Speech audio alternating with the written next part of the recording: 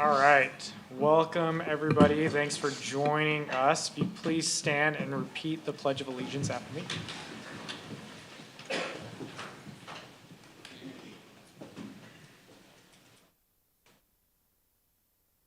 I pledge allegiance to the flag of the United States of America and to the republic for which it stands, one nation, under God, indivisible, with liberty and justice for all.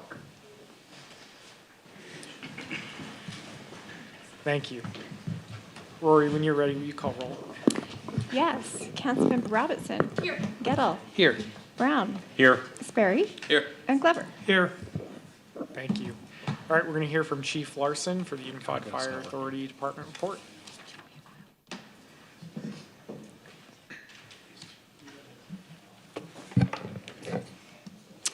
Good evening, Council.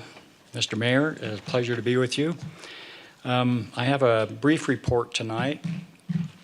Some pretty interesting items, I think. First of all, our Task Force 1 deployed to assist with the Maui wildfires.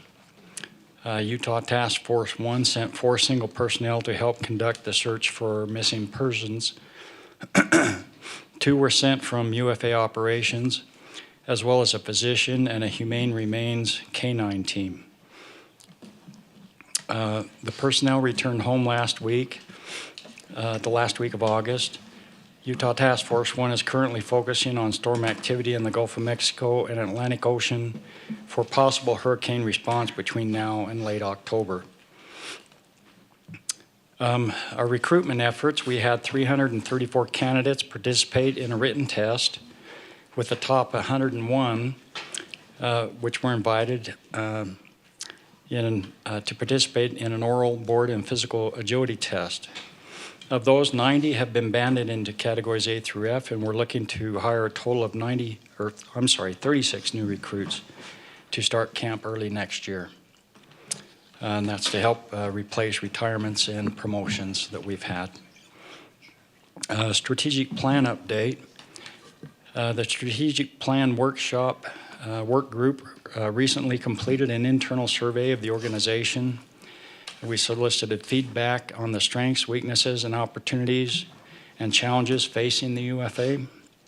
This is a really important process. The strategic plan helps us set our budget from year to year. Our budget is set to help meet those strategic goals. During the first 2 weeks of September, we're conducting a similar process in our communities to get feedback in those same areas.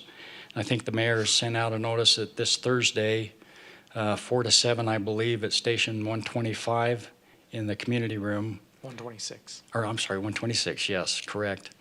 We're holding a strategic work group session there. The goal is to move the strategic plan, once completed, to the UFA board for consideration by year's end.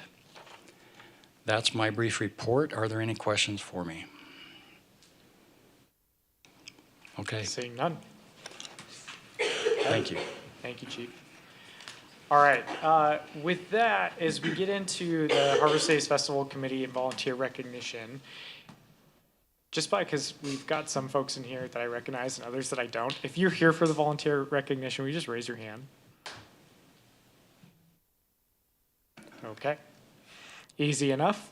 Since I saw 4 hands go up, will you all, if you raise your hand, will you come up to the mic? And then Molly, I'll invite you up, and you'll kick us off and just give us a quick overview of how Harvest Days went. If you're here as part of the volunteer recognition, I'm going to ask that you come up I need moral support towards the front. Thank you. You're good. It's okay to be confused. It's good. Hi, guys. Awesome. So we had a quick overview meeting last week just to kind of go over super high level things of how Harvest Days went. I'm just going to run through a few of them. If you guys have specific questions, we can chat through them. A few of the big wins this year were vendors, food trucks, and booth overall setup went much smoother than last year. Just learning and kind of new layout for how we had things set up. Community participation, we had Hillcrest and Rotary join us, which we thought was really fantastic and encouraging for the future. The library also was a big part of planning and also having their own event. We had a lot of additional activities this year, so the park was just fuller. Things like sumo and Hillcrest ran soccer, and then we had another soccer activity. So the park was just fuller, more activities. A few things that we'd love to continue to improve on are we started a fun run this year. One of the big things was marketing and signups for that, just getting it out earlier, and then signups being a little bit simpler. There was just some barriers to getting people signed up for that. The other thing was event marketing and how to communicate with those in the community and get the word out. And then a few things on transition from parade to festival. Is there a gap? Is there not a gap? This year we had one. So just exploring other options for timelines. The other transition period we want to focus on is that kind of daytime to nighttime activity. There's always a little bit of a lull, but just something we noticed there's, a lull in activities and figuring out what's the best way to fill that. A few ideas for next year is we'd love to have Hillcrest participate in more than just soccer and football. So getting a couple other groups. There was an administrator, he's not here, but that's okay, who joined us for several meetings. And so he's really excited to be involved, which is awesome, as well as just exploring that new timeline and then exploring bingo timing throughout the day was kind of the big one we wanted to explore. So just a general high level overview. Any questions, comments? I think you guys did a wonderful job. I mentioned at our last council meeting that I think it's the 7th Harvest Days I participated in, by far the best from start to finish. So just very happy with the job you guys did. Awesome. I'm going to Good to hear. second that as well. You guys did an amazing job all around. And I really appreciate all the work you guys put into it. I know it's a lot. Thank you. Definitely was a lot of fun, enjoyed it. Talking about Hillcrest, that Yeah. maybe the fun run where you could get their track teams Yeah, involved in that. yeah, exactly. I love that. You can get the choir, the band, Yeah. if we reach out, you can get a Yeah. lot of their groups to Yeah. participate, I'm sure. We had a hard time connecting with administration last year during the summertime just from late, but the new administrator that was excited to be a part of it is really into bringing teams and groups to join us. I probably missed the details, beforehand about the sumo wrestling. Yeah, And when I saw it, I first thought it was gonna be like the big bubble, like sumo, and no, it was not. And so No. I had to stay and watch, yeah, part of that. yeah. It was something we tried. We really had not a lot of idea of how it would turn out, and it was awesome. There was a great response just to something new. Oh, it was something new. Yeah, Well, we just wanted to take a moment and say thank you. It's putting on Harvest Days it's a ton of work. It's a ton of work on our staff when we're trying to take care of our regular job and then do Harvest Days on top. So having all of you volunteers who are also doing your regular job and helping on top. So we really appreciate it. Molly, thank you for your leadership on the committee 2 years in a row now. Same thing with Rebecca. You both have just gone above and beyond for us, so we really appreciate all the time. And then for all of those who helped out in other ways the day of the event, in some capacities leading up to the event, we just really appreciate it. So just want to take a moment to say thank you. What we're going to do is you all are going to form a line and come over this way. We're going to shake your hands and give you a card and a little something. And then, this is important, you're going to come up, you're going to go this way. As you come down, you're going to line up back over here, and then we're going to take a photo. We may need a diagram. I know. There's a lot of direction. All you got to do is go in a circle. That's pretty much it. Would you like And someone to then we're lead? going to play musical chairs. Okay.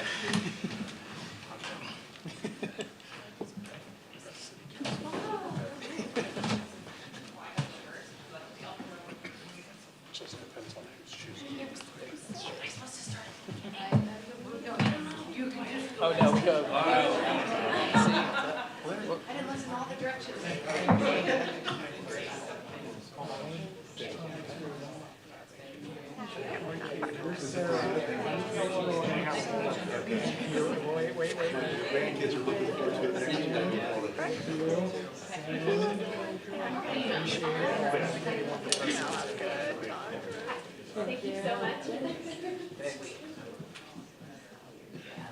I have too many cards here and I lost it. Which one? The Boys and Girls Club.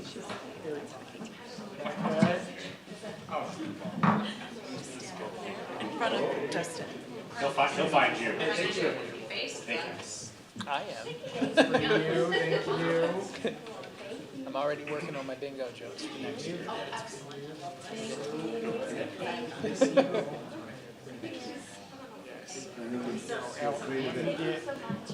Mauricio.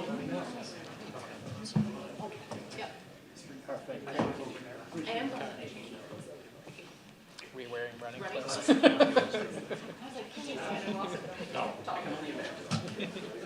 Did you get that? Great. Okay, and then we're all gonna have to, council, we're gonna have to squeeze over here. We doing a picture? Just to make sure Dustin's shorts are Will you stand up? It's gonna be like midnight. Is this what we're doing? So get in the front.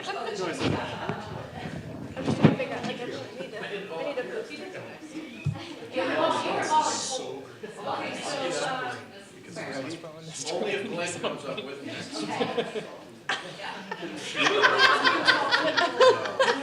I'm sorry, it's totally my fault. Justin, can you move to the left just a little? Thank you, perfect. Okay, 1, 2, 3, Harvest Days.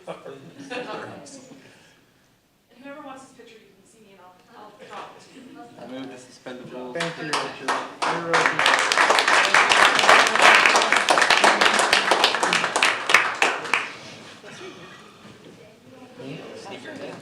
That was relatively orderly, Mayor. Good job. yes.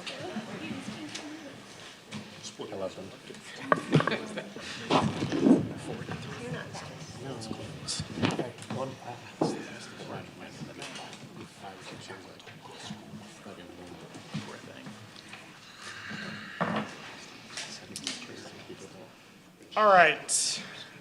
Thank you again to all of our volunteers. Really, it means a lot. It helps a lot. Our community appreciates it, so thank you.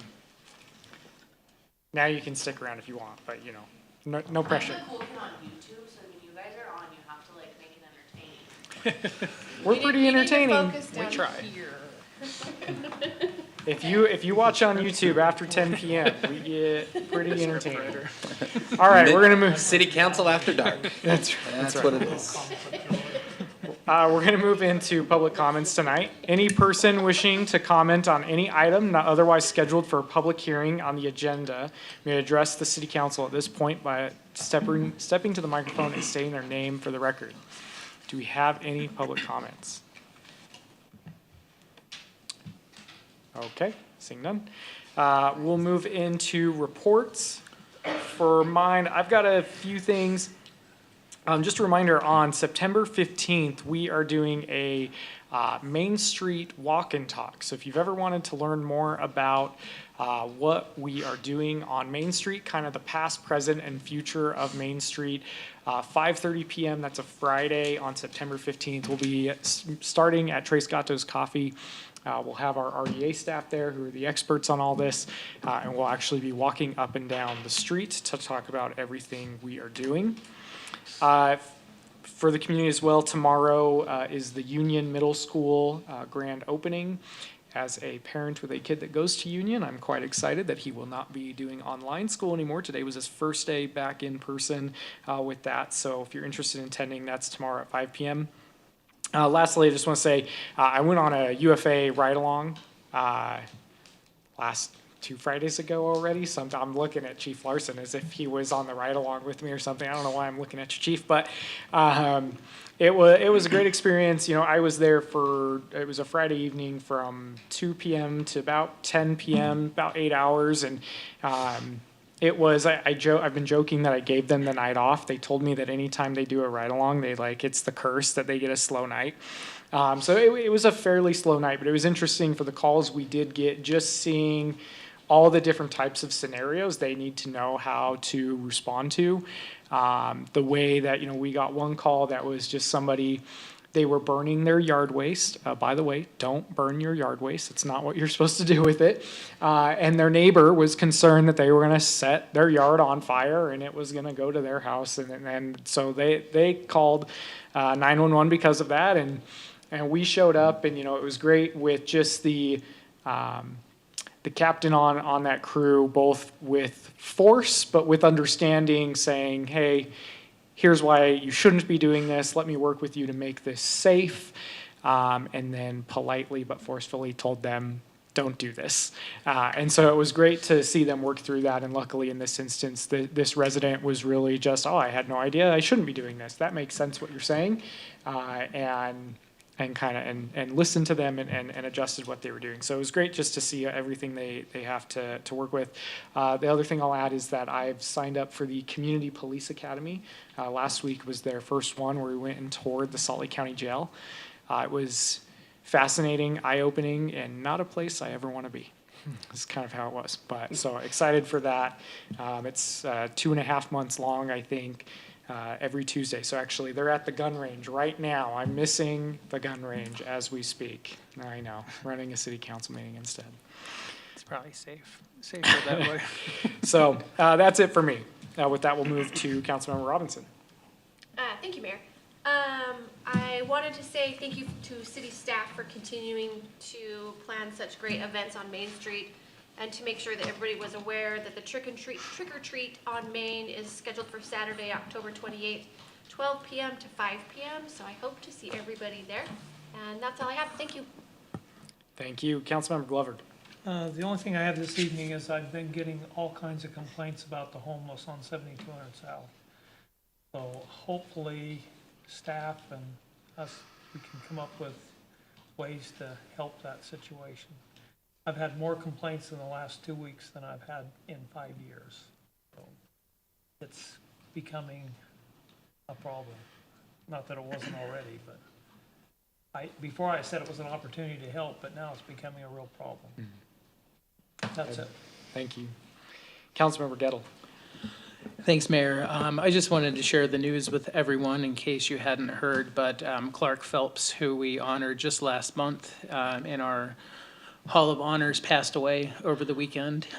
He went into the hospital very briefly with an infection, and they started end-of-life care for him, and he passed away apparently peacefully Saturday, I believe it was. I've gotten to know Clark kind of well over the past few years.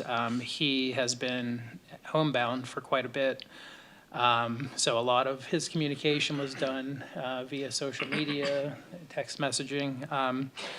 I was going to share one of the stories from our Hall of Honors induction, but kind of wanted to leave that there. It was a special night. He was very, very honored to be put into the Hall of Honors, and he wanted to make sure that everyone knew just how humble he was to be inducted. And despite, in my opinion, there were a few people who were more deserving of the award. So it was kind of surprising that he was so shocked because to me it was like a no-brainer. In fact, I just assumed that he was already in the Hall of Honors. One thing I will share about him and his family is just what we got to learn about him is he and his father and his grandfather and his mother, who owned a hamburger shop on Main Street, they continuously held business licenses on Midvale Main Street for over 100 years between the grandfather, the father, the mother, and Clark Phelps. So just a legend of Midvale lore, probably one of the more interesting human beings I've ever had the pleasure of conversing with. Very eccentric, he's a nice guy. It was quite a shock. Even though he'd been in ill health for a few years, it was still kind of shocking on Saturday to hear that he had passed. So I wanted to thank the Arts Council as well. That's something that they do with the Hall of Honors. We're not really, as far as the city goes, involved in that so much, but I think they did a great job honoring him last month, and hopefully we can do that more. I think it's to know just how grateful he was to be nominated while he was still alive. Sometimes we've inducted people posthumously. I know it's not something we really have control over, but that would just be my recommendation to the Arts Council moving forward. If they could try to induct as many people who are still with us while they're with us, I think that's even much more memorable for them. And I know that he held that in great esteem until the day he died. But sorry to be depressing. I just wanted to let everyone know about that. I know some of us up here have loved reading his stories over the years. So he will be missed. Thank you. Councilmember Sperry. Thank you, Mayor. A little hard to follow that. Sorry. But just two things. One, the local high school, it was, the choir had the opportunity to go sing at the Foreigner concert and compete against another school. And so they were, one of two high school choirs that were selected. So that was a great opportunity for them. So well done to the Hillcrest Choir. And then the other thing is we have the National Day of Service to remember 9/11 that's coming up here in the next week. And so I know there's quite a few different organizations that are out looking at different events and just getting people out to serve. So encourage everybody to look for ways to serve in their community and to get out. I know there's lots going on over the weekend and then on 9/11. So please just look for ways that you can get out on the National Day of Service and to honor those first responders for what they did, and then also just to help build our community. That's it. Thank you. Councilmember Brown. Yeah, a couple things. In light of the Harvest Air and the Hall of Honors, as someone that is on the board, what we find happened, and we don't know why this happens, we don't get a lot of submissions lately. It's kind of slim pickings, and luckily we got the one we did very late, in fact, after the deadline, and we had to make a motion to sort of suspend the rules, and that is, so the board can only pick from a group of people that have been submitted by someone else. They don't want to be like just unilaterally, oh, this person would be good because, that could be abused or whatever. So, we try to put it out on social media or whatever, but if you know someone that would be a good candidate for the Midvale Hall of Honors, we like to give it out to people that are living, right? It's a little bit more, impactful when they come up. Mayor Sagini's was sad, didn't quite work out, and whatnot. So, that goes out for everyone. If you know good candidates, submit it. They post on their Facebook and I think other social media sites and tries to make it clear. But, anyone here, employees, if they know a good resident, great citizen, they should be submitting them too. Just because, the more we can choose from, the better. Sometimes we get almost nothing, and that's a little challenging. The second point is, I was thinking about this the other day because someone asked about the food truck plaza and the basketball court on different days.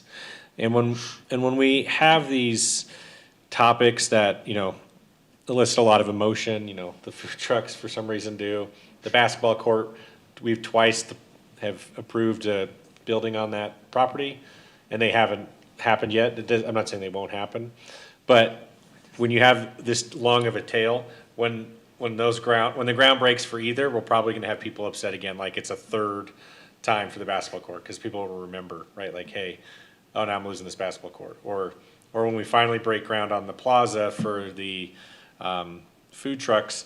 I feel like that's well over a year now, that we've at least started sort of talking about it. So I don't know how we can, I understand construction and stuff isn't always easy to sort of, I don't know what the word I'm looking for, guess, but I think we need to well, one, it'd be nice if we can get an update as council members on some of those projects, just so we know, because people will ask still. Like, hey, what's going on with the food trucks? I still get asked that. And what's going on with the basketball court? And so if we can find a way to, I don't want to say move those along, or find a way to approve them in a time span that's a little more close to when actual work will be done, I think that would be better for us, because I do think when both of those happen, we could hear complaints. Just because, you know, if we move and make a motion and to do the plaza, and then a month later, you know, we start work on it, you know, people, the same feelings are there. But if you wait a year or 2 years, you just kind of drudge up those negative feelings. And I don't know how to fix it. I've been trying to think of what we could do, but, you know, it's just something to think about, and sort of, I think when we should take a mental note when people are, you know, upset more about a project than not, that, hey, we probably need to stay on top of them, you know, so we at least know as council members and whatnot.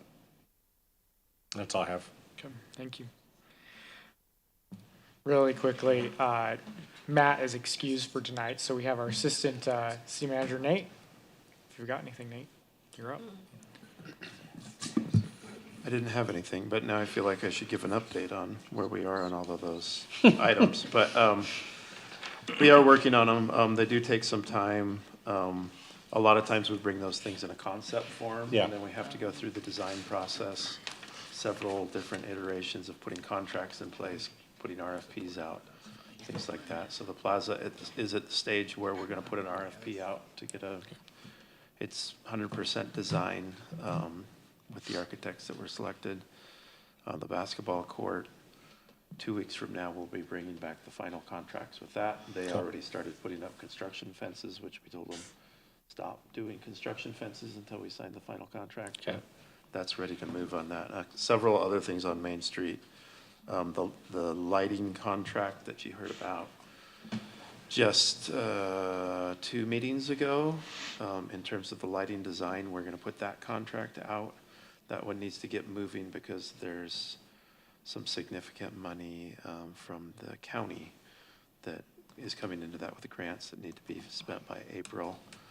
And the same thing, I guess, several months ago, we had the study come back on the canal trails. That's one that we're moving on the first phase of now, and so we're putting those contracts into place. And that one, hopefully, will be closer to the negative. The emotion? To the emotion. I don't know if it's going to make it any better, but at least it doesn't get everybody emotional, then go away, and then all of a sudden reappear on their plate. So Because the vibe I got from an individual was they think that we're not gonna do the food truck plaza, and it's now gonna end up at the park, because it's been so long. They're like, oh, and that's what I mean, like, I don't wanna have that discussion again. Yeah. You know, where they're like, oh, so I think you guys are doing a great job, and I understand that there's a timeline, right? But some of those emotional ones, the canal one's a good one too. Like, if we waited till next fall to like start digging, that group would probably be, you know, upset again. So we are moving a lot of those things along. They do just take time. A lot of the same staff works on all of the same projects, so even making sure that the staff has the time to handle all of those projects so that we're not wasting the architect's time or the consultant's time because we're taking too long getting back to them. So we're working through a lot of those issues, and it's interesting because I don't know that Midvale has been a city that has done so many of their own projects, and we're kind of entering into that where we're doing a lot of our own projects on Main Street and with different trails, which is good, which I think is where we want to be. But so things are moving along. That's my report. Okay, thank you. All right, we do have a public hearing tonight, just one public hearing. Consider a final subdivision plat request for a property located at 220 East Greenwood Ave in the single-family residential SF1 zone to be split into 2 lots. Okay, hear from Jonathan. All right. So this is for final subdivision at 220 East Greenwood Avenue. As you can see from the vicinity map, it's quite a large lot. And here you can see the subdivision plat. So it is a flag lot. So as part of that process to be approved, it had to go through the conditional use permit process, which the planning commission approved, as both the frontage lot and the flag lot met all of the lot requirements and development requirements in the single-family residential zone for this property. And so it's met all the requirements. There's no issue there. It's been, as I said, the conditional use permit was approved by planning commission, and then they recommended approval of the plat to you guys. As for public comment, at planning commission, there wasn't a whole lot. There was just some questions as to height of a structure that could be built, as well as code enforcement, basic requests, stuff like that. But no real major concerns were brought up at that time. So that's where we're at. Do you have any questions for me? Okay, not seeing any questions. Is there a motion to open the public comment? Mayor, I motion that we go into a public comment. Second. We have a motion and a second. Any discussion? All in favor, please say aye. Yes. Yes. Any opposed? All right, we'll open up the public comment. Do we have any public comments on this item? Seeing none? Mayor, I move that we close public comment. Second? We have a motion and a second to close public comment. All in favor, please say aye. Aye. Yes. Aye. Any opposed? All right, public comment is closed. Our action item, approve a final subdivision plat for a property located at 220 East Greenwood Ave in the single-family residential SF1 zone to be split into 2 lots. Any further discussion from the council? Is there a development agreement for this site as well? No, there's not. It's too small of a acreage to require any agreements. Okay, so we are just here to do the administrative function. Correct. I just want to confirm, with this zoning, it's single family or duplex only, right?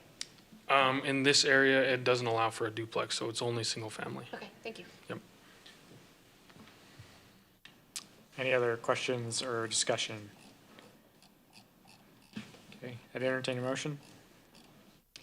Mayor, I move that we approve the final subdivision plat for a property located at 220 East Greenwood Avenue to be split into 2 lots with the findings noted in the staff report. Second. We have a motion and a second. Any further discussion? Rory, will you call roll? Yes, Councilmember Sperry. Aye. Glover. Aye. Robinson. Aye. Brown. Yes. And Gettle. Yes. Okay, that passes. Thank you. Moving on to our consent agenda, just one item, consider minutes of August 8th and 22nd, 2023. Mayor, I move that we approve the consent agenda. Second. We have a motion and a second. Any further discussion? Rory, will you call roll? Yes, Councilmember Glover. Aye. Robinson. Aye. Brown. Yes. Gettle. Yes. And Sperry. Aye. Okay, that passes. Thank you. Moving on to our action item of the night, consider resolution number 2023 R37, authorizing the mayor to sign task order number 14149-100 with Hanson, Allen, and Luce for the design and construction management services for Series 2023 bond projects. Keith. Thank you, Mayor. I think you probably said more than I'll say about it. We're here tonight to consider the action of authorizing the mayor to sign this task order prepared by Hanson, Allen & Luce, our water consultants, to do the design and construction management services for several water projects. These projects were identified in our 2020 Water Master Plan update and are identified in the table 6.1 of that update. That table is part of your packet. And the projects that we are looking to do is projects 9 through 21. These will be funded by the Series 2023 bond that the city is pursuing currently. Total cost of the projects we estimate to be about $5.18 million. The total cost of the task order is roughly, well, not roughly, but $399,500, divided as follows. Design part of $163,900 and construction services at $235,000 $600. Again, the monies for the task order would be funded by the bond. Resolution is prepared for your consideration and recommended motion. Obviously, staff would recommend approval of this resolution so that we can get started and get these projects underway. I'd be happy to answer any questions if you've got any questions for me. We're gonna try to get these done by the end of the year, or is this going into next year? What year? What year? Obviously, 23, no, would like to try to get them out to bid early in 24. Depending upon what kind of contracting environment we've got, we're hoping. The other thing we found out today actually is supply chain issues with some, especially brass products, is like 40+ weeks in advance order. So would love to get them underway early next spring, and completion will kind of be dependent upon some of these other things. But yeah, would love to have them all done by the end of 24, but we'll see. Okay. Okay, thank you. Thank you. All right. I'd entertain a motion if there's no further discussion. Mayor, I move that we approve resolution number 2023 R37, authorizing the mayor to sign task order number 141.49.100 with Hanson, Allen and Luce for the design and construction management services for the Series 2023 bond water projects. Second. We have a motion and a second. Any further discussion? Rory, will you call roll? Yes, Councilmember Robinson. Aye. Brown. Yes. Gettle. Yes. Sperry. Aye. And Glover. Aye. Okay, thank you. That passes. Before we get into discussion items, Debbie, I saw you come in, and I assume that you were here for our volunteer recognition, which we already got through. Did you got your card though? Well, thank you for being here. We appreciate it, and sorry you missed that, but we really appreciate your help at Harvest Days and all your help that you volunteer with us all the time for all of our events. So thank you.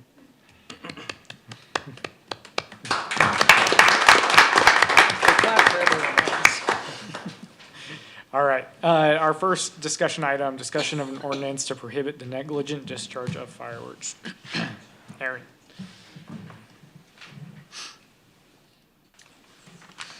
Good evening, City Council. I'm Aaron McKnight from the Legal Department. I'm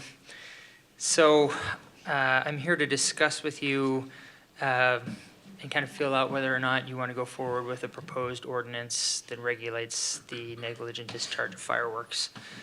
This came up because a couple of council members were wondering if we could prohibit the use of fireworks on city property.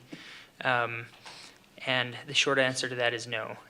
The state back in 2018 passed a bill that preempted cities from being able to regulate the use of fireworks except the negligent discharge of fireworks, but that could not be related in any way to location. In the spirit of trying to appease requests of city council members and constituents regarding the regulation of fireworks, the legal department drafted this ordinance that makes it unlawful to improperly use or discharge a firework in a negligent, reckless, or willfully improper manner, which would be in compliance with the state code. There are also three specific examples of what would be considered improper or negligent use of a firework. Those three examples are using or discharging a firework in such a way that the explosive projects over the property of another person without that person's consent, using or discharging a firework from or into any motor vehicle or at any person, and then the third one is using or discharging it in a way to cause any building structure or other property to catch fire. In my previous experience, well, I guess before I get there, the penalty for violating this would be a Class B misdemeanor, as it's written.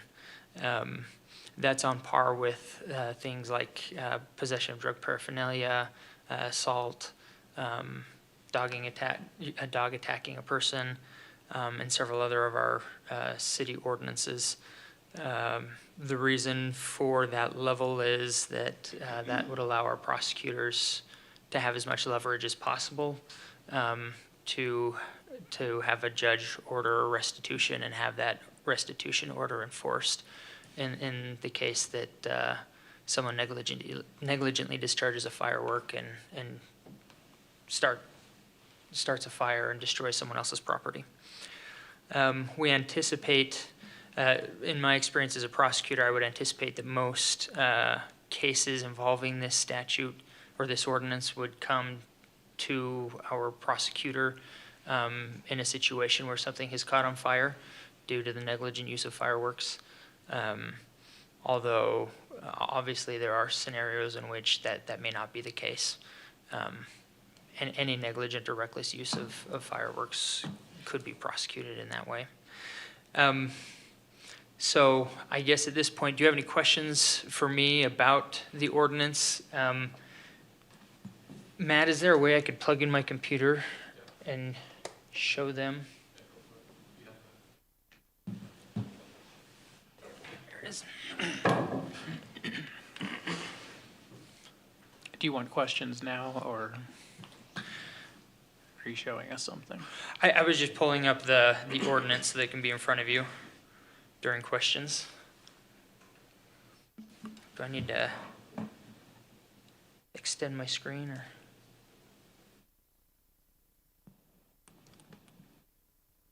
Oh.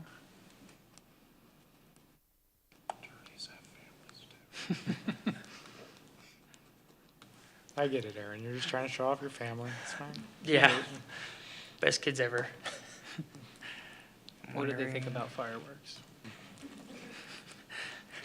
I would not trust them with fireworks, no. Not sure. Windows P.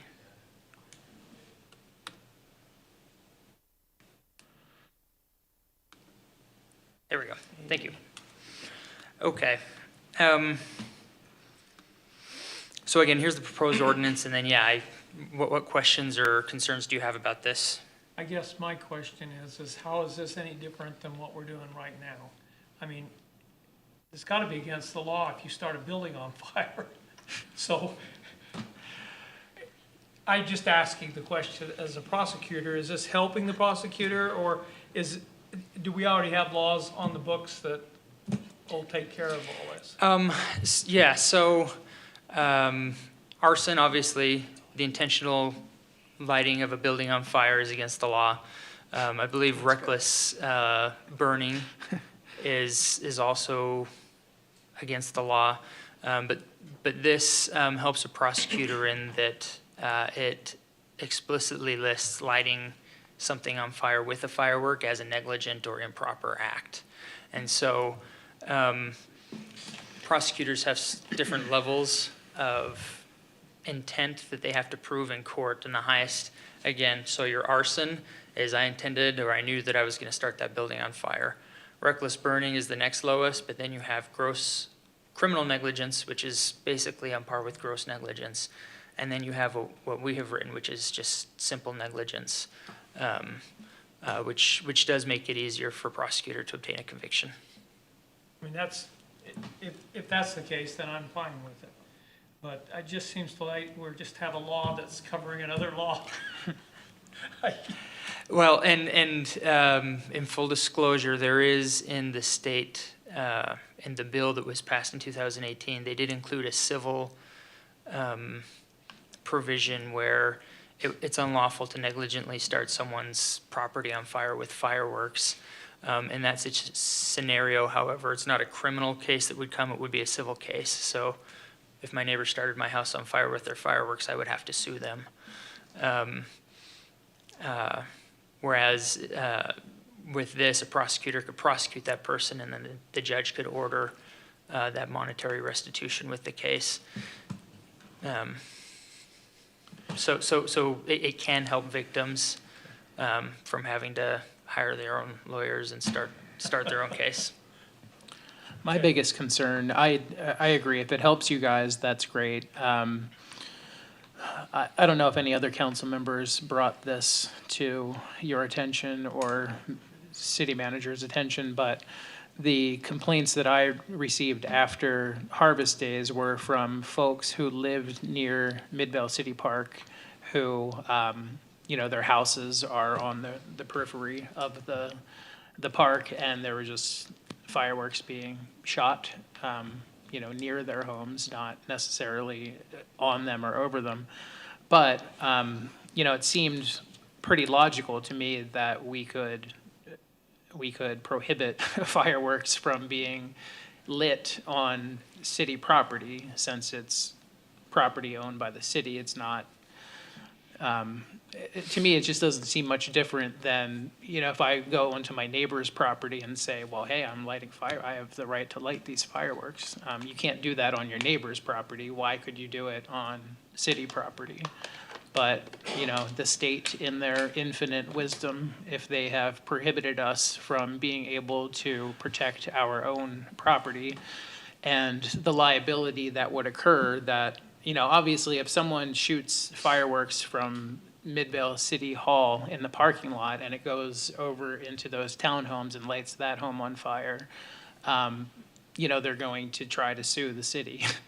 Now, we might be shielded from that through immunity, if the state has been so wise as to offer us qualified immunity on that. But I really don't understand why we don't have the ability to ban fireworks from being shot on our property that we are the owners of and responsible for maintaining. Yeah, the state legislature, in their wisdom, has decided that as a subset of them, they don't want us to be able to do that. I think the legal department's position would be that we're probably covered by governmental immunity. Yeah. So if someone, however, obviously, it's not something that we want to see happen on our property anyway, right?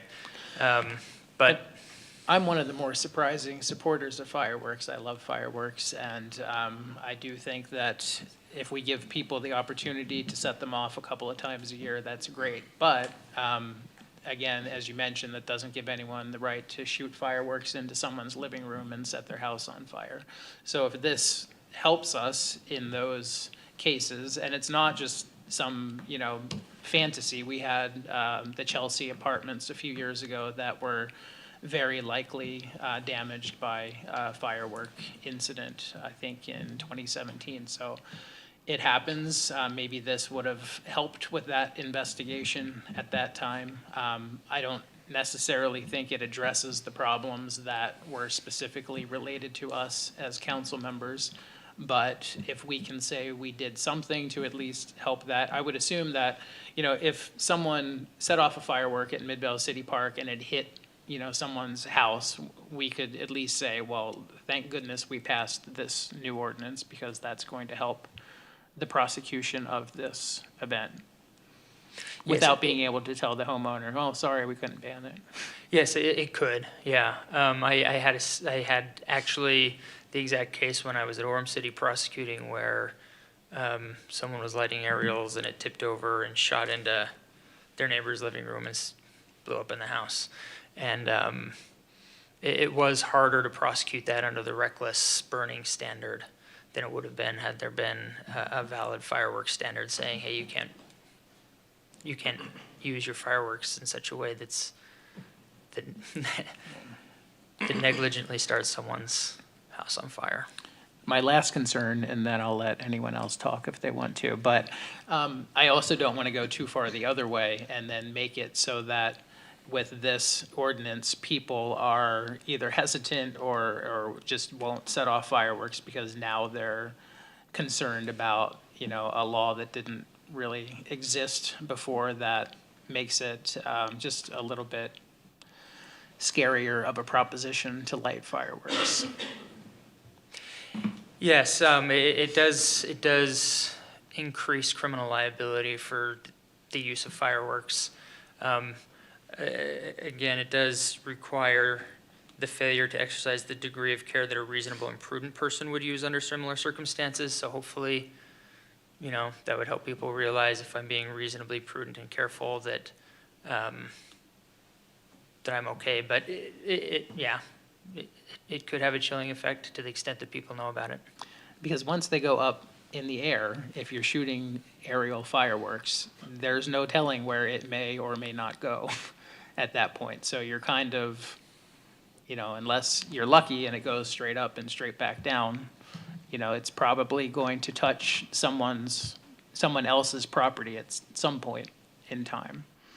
And that's the other thing I don't understand about the preemption is that, like, if you're saying, you know, shooting the firework over someone else's property, if they shoot the fireworks at City Hall, they are shooting it on someone else's property. So it seems like if you shoot a firework at the city park and it does anything but the intended, make a nice little bang and light show, then you're probably in violation of this ordinance. Fireworks are an inherently risky thing. Yeah. Okay. Thank you. Have we spoken to other cities of what ordinances they have in place and how they deal with this issue? So I didn't speak with any other cities about it. I did look at several city ordinances. I tried to look at ordinances regarding fireworks and their use for most of the cities in the Salt Lake Valley and several from other parts of the state. What I found was a very mixed bag. There were several ordinances that were in violation of the state code, presumably because they were passed before the state code was passed and they just haven't been updated yet. There were several cities that just didn't have anything that addressed it. And so, and then there were others that I think of those that were in compliance with the state code, most of them just outlawed the improper use or discharge of a firework and left it at that. Okay, thank you. All right, any other further discussion? Real quick, so it was your opinion, and Garrett, you can weigh in as well, because I know West Valley City has an ordinance specifically that says you cannot discharge a firework on any city property, building, or park. Your opinion is that that ordinance would not be, it would be in violation of the state law? Yes, yeah, that is my opinion. I did have an interchange with legal counsel at UFA, and they agreed that sort of a thing based on location would be in violation of the state code.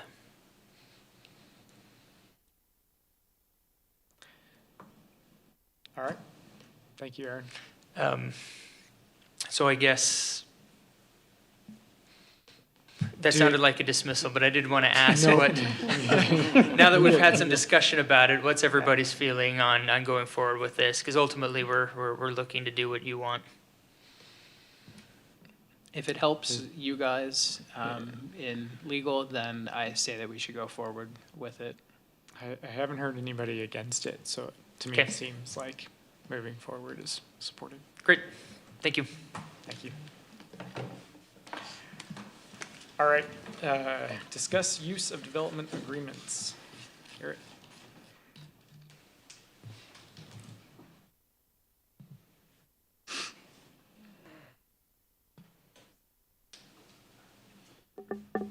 Thank you, Mayor and council members.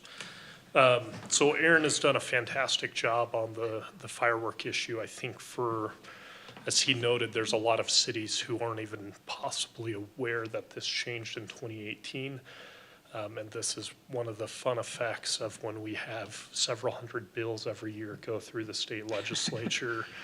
And probably on average, having multiple bills per every employee in Midvale pass that we're expected to come into compliance with. One of the other bills that I'd like to discuss tonight happened this last year, HB 406. Each of you should have a copy of that enacted bill, at least the portion that affects development agreements under 109A 532. This is pages 42 and 43 of this bill, and we're in the 1,100 to 1,200 lines for this bill. So as you can tell, this also, these are pretty dense things that we're dealing with every year. This particular bill, though, has become problematic for a couple of reasons. Well, one is not problematic, but it is something we'll be changing here shortly. One of the new changes is that we can't have a development agreement to access the underlying zone. So we have a couple zones that require this as part of the approval process. You have to have a development agreement. That is no longer allowed. So it can't be part of the approval process. And our city planner, Vindeline, has already been working on a draft. And we've coordinated, and we are expecting a text amendment to come before Planning Commission and you as well shortly to address that issue.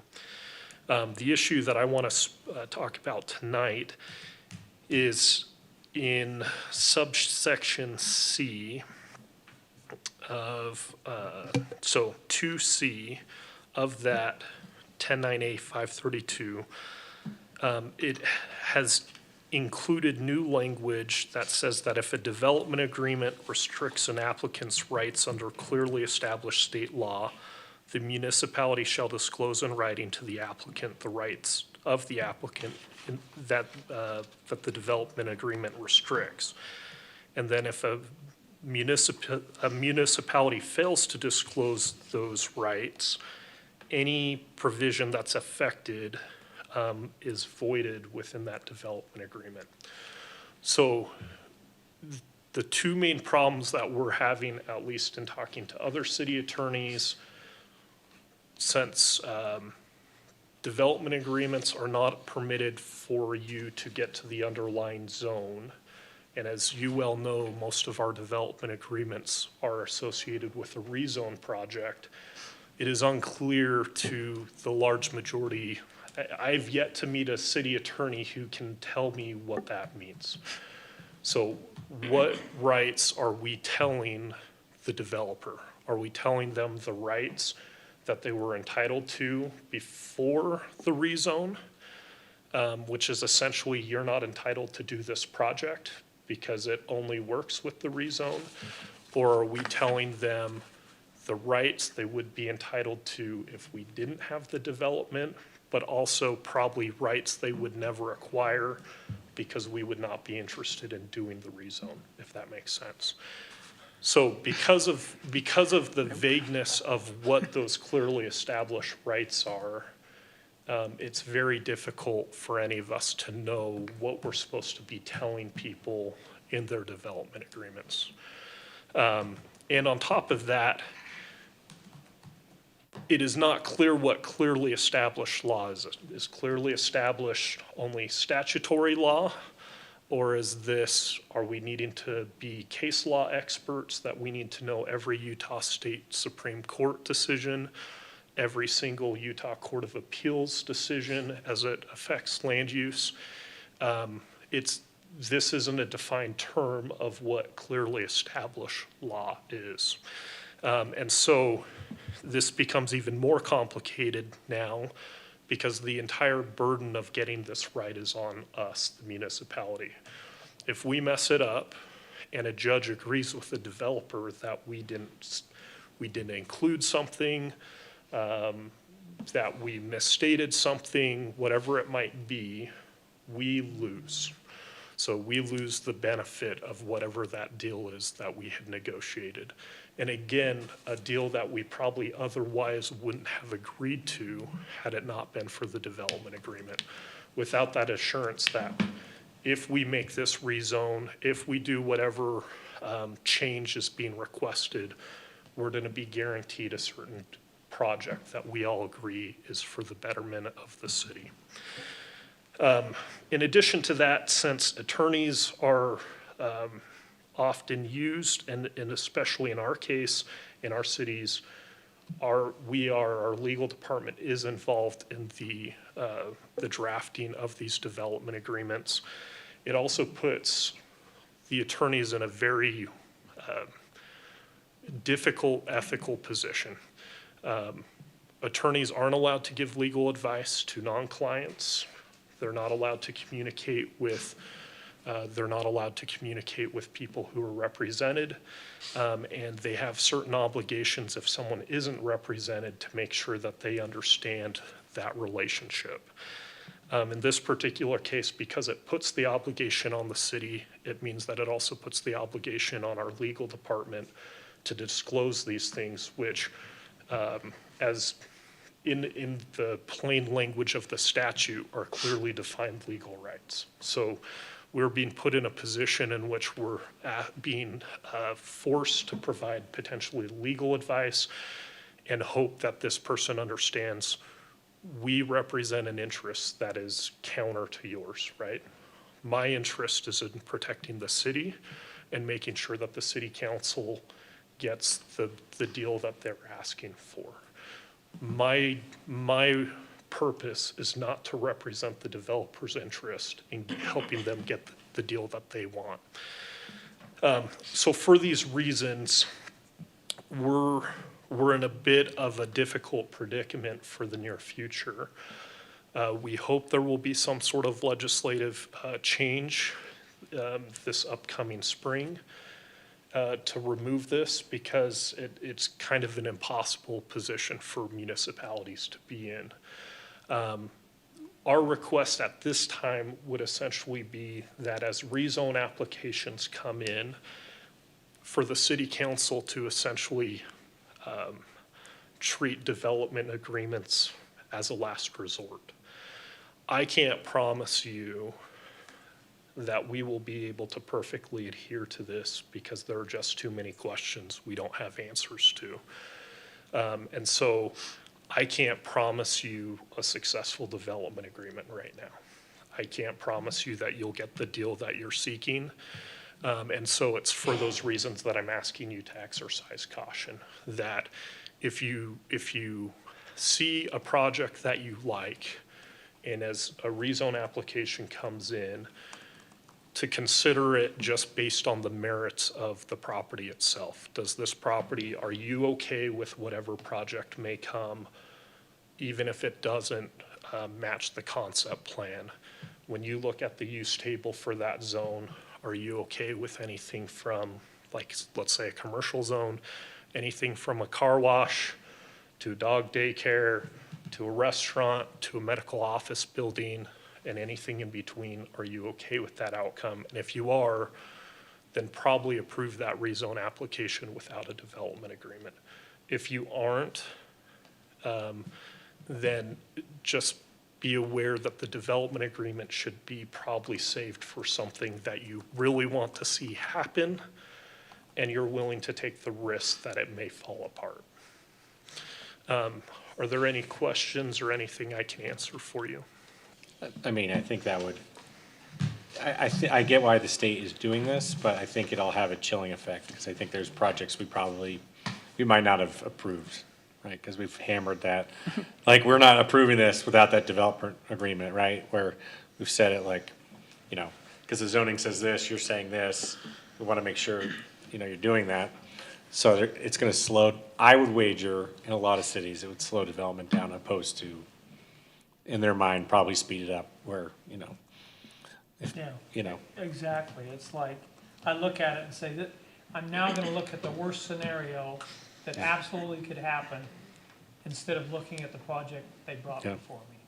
And if the worst scenario is not tolerable, I'm gonna vote against it, Yep. period. And whether they might have a great project and it might be something I'd love, but I'm not gonna do it just for the fact that there's no guarantees. So, I think that they're gonna regret it. And this is the beauty of the legislature. I understand. No, It's not you. Yeah, I no. just think it's crazy. Garrett, can you put this into perspective? I know there have been two of these that I've been uncomfortable with, in the recent past, one of them being the development agreement that we made contingent upon the developer dropping plans to have a pickleball court in the community. How would this have impacted that decision, if at all?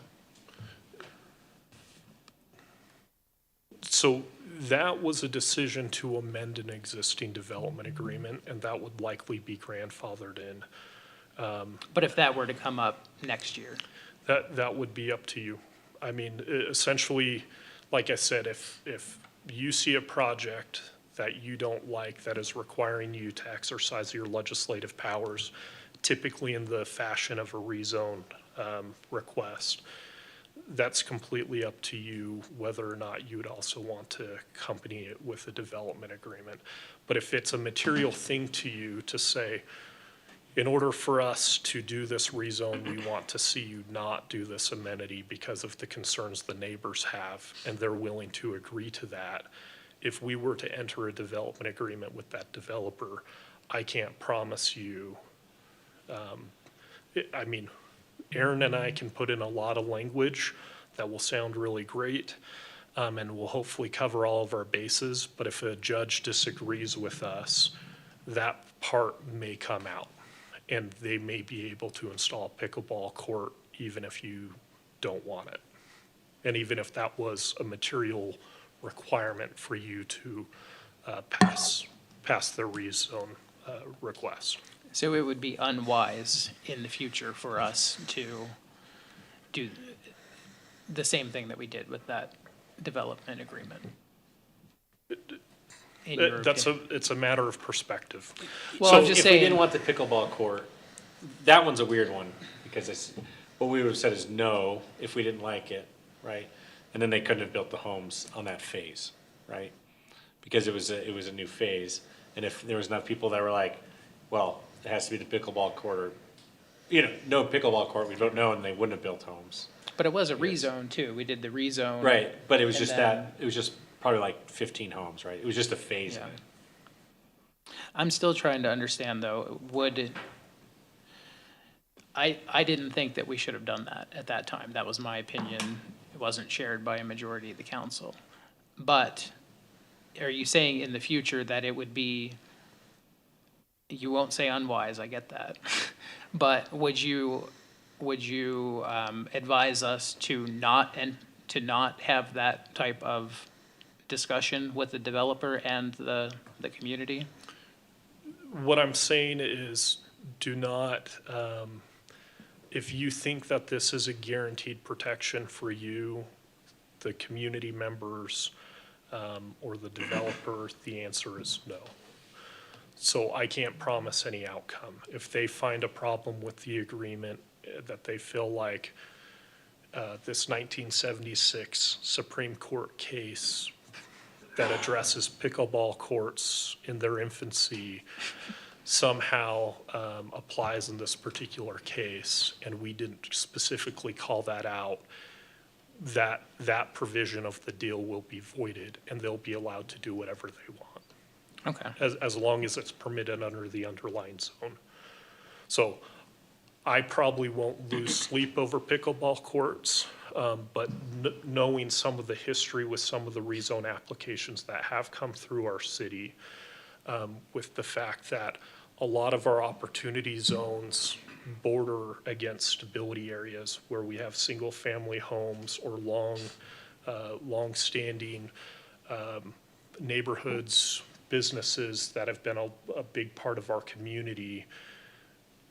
If we're trying to protect some of their concerns, that's where these issues arise, is I just can't promise you that this will be an ironclad thing that will keep those problems from arising.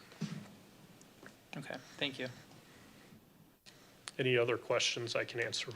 Okay, thank you for everyone's time. Thanks, Garrett. All right, for the community council revitalization discussion, because Matt is not here, I'm gonna ask that we table that item and we'll bring it back at a future council meeting. Can I have a motion to table? Mayor, I move that we table that discussion.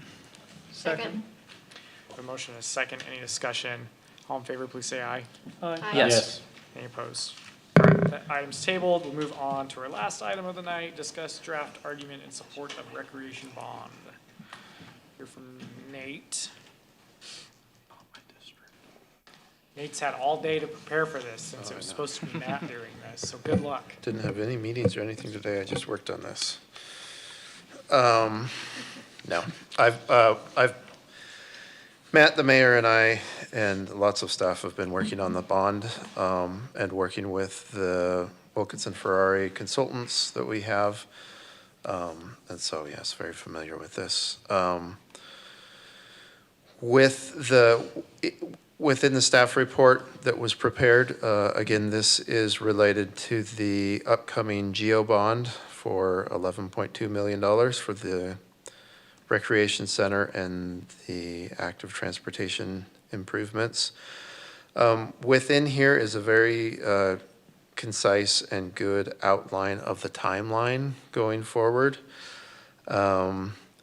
Just a few of the things that I wanted to highlight here. The deadline for the bond resolution has already gone to the Lieutenant Governor's office and to the county election officials, so we're good on the bond language being on the ballot.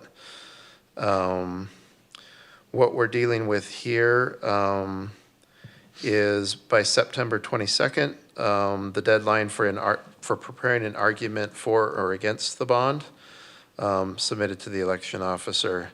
Now, the argument for the bond is what we're dealing with here, and the state code calls out that the argument should be prepared or should be presented by the legislative body, which would be you. And so that's one of the items on here. There is a process there. If someone were to submit, if someone were to come forward and want to submit a against argument, they would let the election official know, and then they could write that against argument. There's a process of both the for argument and the against argument, being able to see a copy of that and being able to write a short rebuttal. And so that does happen sometimes. There's not really a requirement that the city go out and find someone to write an against argument. So we've made it public kind of now that is something that people can do. But in terms of submitting a for argument, the staff has worked together with a consultant, and we've gone through several different iterations of a for argument, which was presented in your packet. This argument, or the argument that is finally adopted by the council, ends up being posted on the website, also posted on the state election website, and then there's a required voter information pamphlet that gets mailed out to all the registered voters. The for argument would be included in that as well. There's a couple of other dates on that list there, but there's a really good list just when you have questions of what's the next step that we need to do. This is a really nice, concise list to reference and go back to.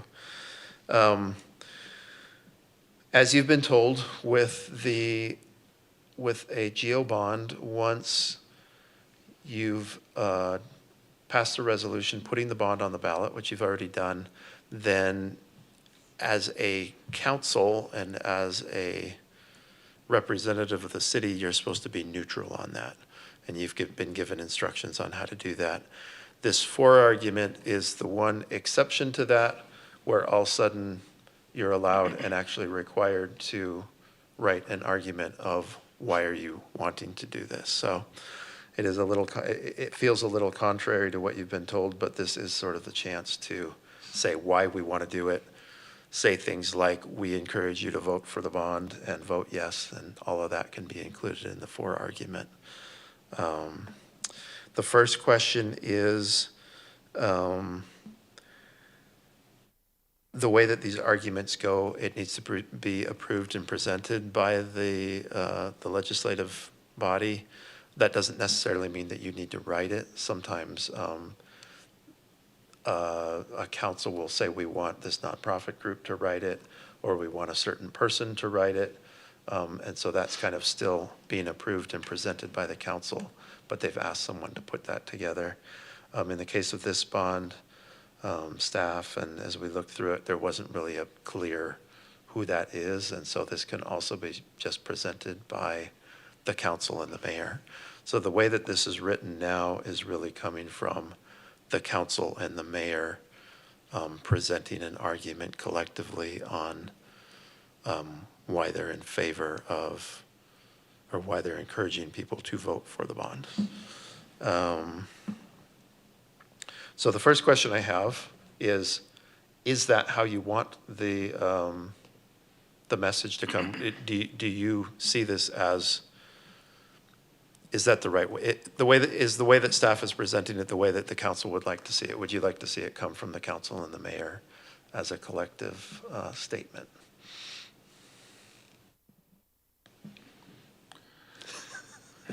You're looking, you had a bunch of confused looks when I asked that. Just pick one. I'm fine with that. Okay. Yeah, I'll that weigh sounds in Yeah. there. I mean, I don't mind if it's coming from both of us. fine. So, Okay, great. well, the council and the mayor, yeah, both Okay. groups. Good. Now, the second question is the harder question. But it's, as you've had a chance to read the draft argument, as we said, we've worked on several of these drafts. We've kind of tried to incorporate as much of the discussions that you as a council have had leading up to adopting the GO bond. And so we've tried to sort of put that all together. There is a limit, 500 word limit. This is just barely short of that. So not a whole lot you could add without, completely changing and taking things away. But right now, this is the recommended draft that staff, the mayor, Matt, I, and the consulting firm feels comfortable with. We will bring this back in 2 weeks for you, the council, to adopt it if there's no changes to it. If you're comfortable with it collectively, one of the sort of ideas was if there were things in there that a council member wasn't, we could potentially have that come from the mayor, the whole statement come from the mayor. But as we read through it, I don't see anything that contradicts kind of the general sentiment that the council has had up to this point. And I know it's hard everybody has their own views on why we should do this and why, and it's hard to meld all those together, but we've done the best that we could at this point. My only question about it is just whether or not you think that it's too long. I know people's attention span, mine included, doesn't necessarily include 8 full paragraphs. So I don't know if it's something that can be whittled down a bit, or if each and every one of these 7 or 8 paragraphs are of vital importance. I think it could be whittled down. I mean, it's every one of these that I've done before, everybody always uses the 500, even when I've seen a few against arguments, then, they've used their word capabilities to get it to exactly 500, which I think is unnecessary to say that you've used every single word that you were allowed. But I haven't seen that it's been too long. I think when people get the voter information pamphlet, the headings of those pamphlets will have the information that they need to see on like how much this is going to cost, what's the purpose of it, what's it for. That's good. So they're going to see all those things that pop out first in the pamphlet. And then as they want to continue to read further, if they're more interested, that's when they get to the argument. So it's not like this is the only thing in the pamphlet. It's kind of like this is the when you're digging in deeper to it sort of moment. Yeah, I mean, I think Nate just hit that spot on, that the pamphlet that goes out will have all the bullet point information that people will need, and this is the narrative as people want to read this, but they won't have to look through this because everything that's in here, at least numbers-wise, will be presented elsewhere. Yeah. What goes on the ballot?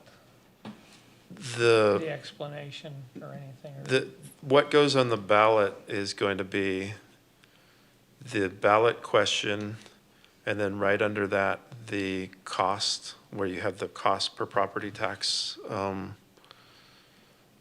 primary resident versus a business or a secondary home. And then you have, trying to think of what's after that. I think those are the two main sections, is you basically have the ballot language saying, shall the city of Midvale issue a $11.2 million, and then it has that, and then it has a break, and then it says the estimated cost of this for the average Midvale home, which is, it has that language there, and then it has yes or no. So it's a little bit lengthier of a ballot initiative on the GO bonds, just because you have to include that property tax information in there.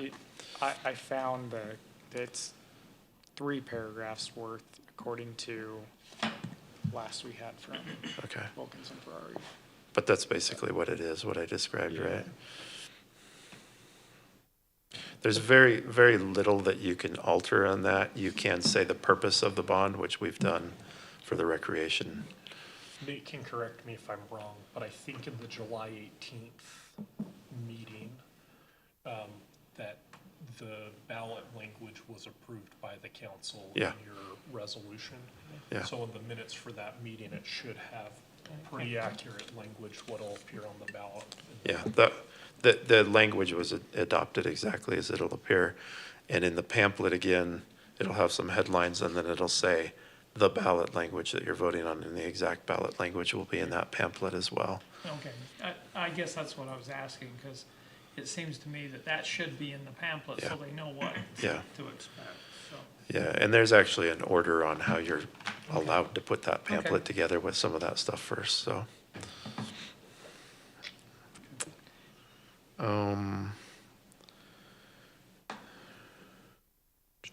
Well, any questions that you have, not only on this, but on the process or anything? I love to talk about bonds, and I don't get to talk about bonds very much anymore, so. It used to be my old life. When are they gonna do the basketball court? I'm just kidding. Okay, not hearing any other questions. Thank you, Nate. Okay.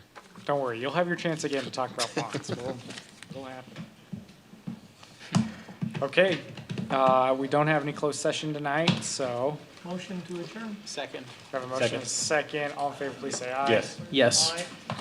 Adjourn, thank you. I was gonna say relatively quick.